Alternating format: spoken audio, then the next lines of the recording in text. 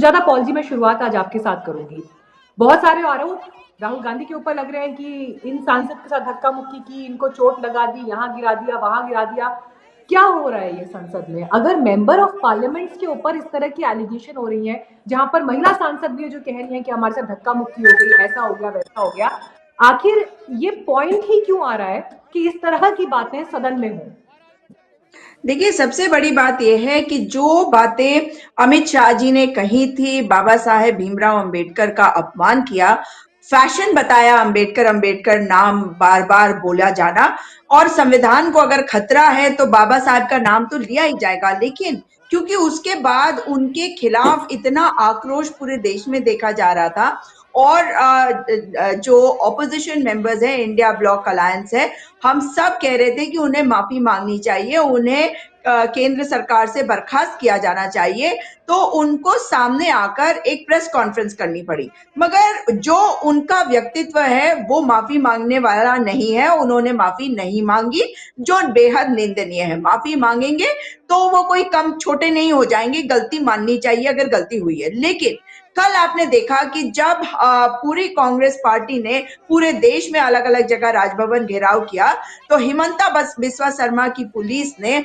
हमारे एक युवा साथी की हत्या कर दी, लाठीचार्ज करते हुए। और उसी प्रकार से उत्तर प्रदेश में हमारे एक युवा साथी की हत्या करी उत्तर प्रदेश की पुलिस ने, और हमारे नेता जिसमें सदफ जफर भी शामिल है, उन सबको नजरबंद तक कर दिया गया। भाई, इतना डर किस बात का? लोकतांत्रिक देश है। हम तो महात्मा गांधी के दिखाए रास्ते पे चलते हुए अहिंसक तरीके से अपनी बात को कहने की कोशिश कर रहे हैं। और आज हुआ ये कि जब प्रेरणा स्थल से जो बाबा साहेब की मूर्ति है वहां से सांसद गण इकट्ठे होकर चले और मकर द्वार तक पहुंचे, तो मकर द्वार के लिए ये नॉर्म्स है कि वो रास्ता खाली रखा जाएगा ताकि वहां पे आवाजाही में कोई परेशानी ना हो, सिक्योरिटी रहेगी।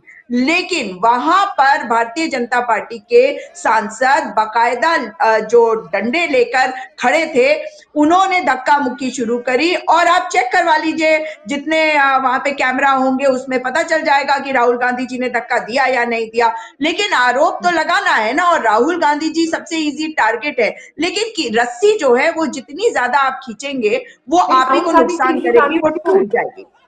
जी, राहुल गांधी जी इजी टारगेट क्यों है? इजी टारगेट इसलिए है क्योंकि अब तक भारतीय जनता पार्टी को लगता है कि जिस तरीके से उन्होंने उनका अपमान किया, उनके बारे में एडिटेड वीडियोस की बात अभी आपने सुनी होगी, कल अमित शाह जी कर रहे हैं। सबसे बड़ा एडिटेड वीडियो तो जो है वो राहुल गांधी जी का बना था, आलू और सोना वाला, जो बात कही थी मोदी जी ने।